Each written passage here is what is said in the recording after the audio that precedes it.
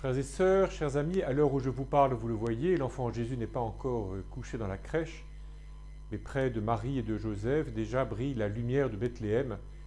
Elle a été apportée le dimanche 11 décembre par les scouts venus de Bethléem, puis de Vienne, et partagée dans tout le diocèse. Cette lumière nous indique qu'il vient, le prince de la paix. Et donc, c'est avant tout la paix que je voudrais vous souhaiter aujourd'hui, en ce temps de Noël.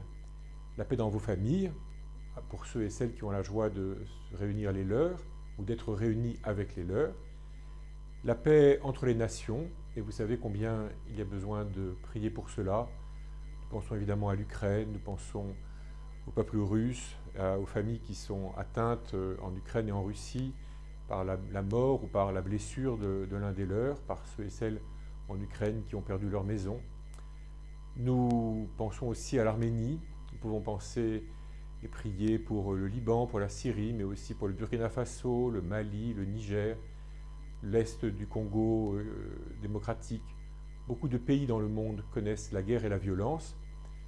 Et puis paix aussi dans les cœurs, face à toutes les inquiétudes qui peuvent nous habiter, les inquiétudes collectives, devant l'inflation, le coût de l'énergie, mais les inquiétudes des uns ou des autres, devant la solitude, devant le risque de perdre son emploi.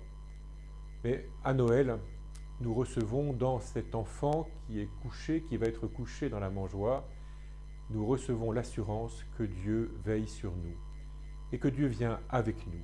Emmanuel, Dieu avec nous. La paix qui peut surmonter, surpasser tous nos motifs de crainte, de peur, de colère, de haine même, c'est la paix qui vient de la compréhension que Dieu vient pour chacun de nous, que Dieu vient se lier à notre condition humaine, que Dieu aime notre humanité et qu'il veut poursuivre l'histoire avec nous. C'est ce que nous essayons de vivre dans l'Église, c'est cela la vérité de l'Église, par-delà les mauvais comportements éventuels des hommes, par-delà les difficultés pastorales que nous pouvons connaître.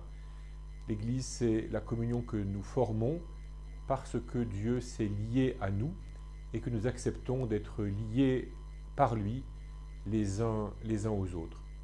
Alors, bonne et sainte fête de Noël à chacun et chacune d'entre vous, que la paix de l'enfant de Bethléem puisse vous rejoindre.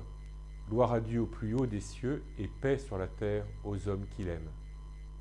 Bon Noël.